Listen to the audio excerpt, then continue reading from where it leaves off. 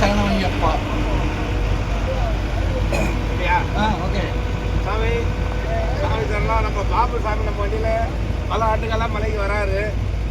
இந்த 2024 வருஷத்தில் இந்த கடுமையான ஒரு 650 கிலோமீட்டர் மலையில் கடந்து வந்து நம்ம பாபு சாமி ஐயப்பனை பார்த்ததை பற்றி சில வார்த்தைகள் சொல்ல மாதிரி கேட்குறேன்.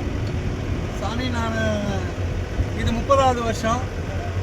கிட்டத்தட்ட கருணா ட்ராவல்ஸில் நான் கருணா கூட கிட்டத்தட்ட ஒரு 15 வருஷத்துக்கு மிச்சமாகவே இருக்கும். அவ்வளோ நல்லா கண்டினியூவாக வந்துக்கிறோம். இந்த 30வது வருஷத்து தரிசனம் வந்து ரொம்ப சிறப்பாகவும் அமைஞ்சுது. கிளம்பும்போது வந்து மழையாகவும் ரொம்ப கடுமையாகவும் இருந்தது. மழையில் நனைஞ்சபடி வந்து சாமியை பார்த்த உடனே மனசுக்குள்ள ஒரு நிறைஞ்ச சந்தோஷம். 2 மணி நேரத்தில் 2.5 மணி நேரத்தில் பார்த்தது ரொம்ப சந்தோஷமாக இருந்தது.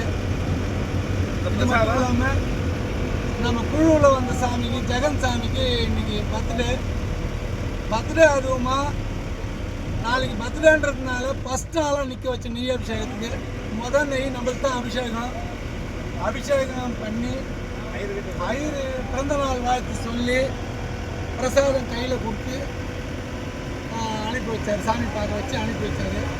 ரொம்ப சந்தோஷமாக இருந்தது. ஆமாம், அவரை கண்டினியூ அவரையும் வந்து சாமி நெய் அபிஷேகத்துக்கு போனதுனால அவரையும் சாமி பார்க்க விட்டாங்க.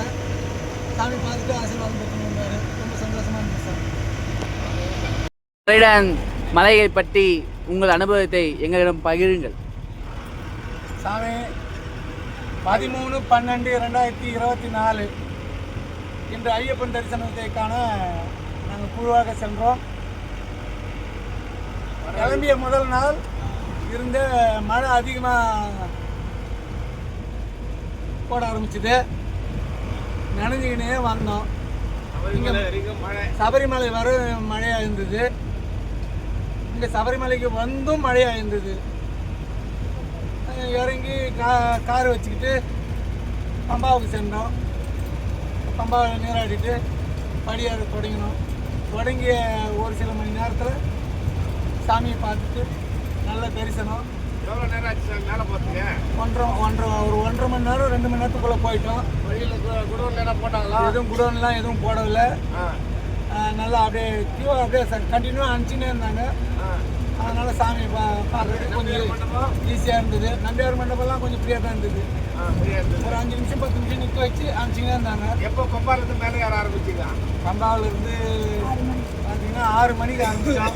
மேலே பார்த்து 8 மணிக்கெலாம் சாமி 8:15 சாமி பார்த்தாச்சு. 8:15 பார்த்துட்டீங்க? ஆமாம், பார்த்து சிறப்பான தரிசனம். அருமையான தரிசனம்.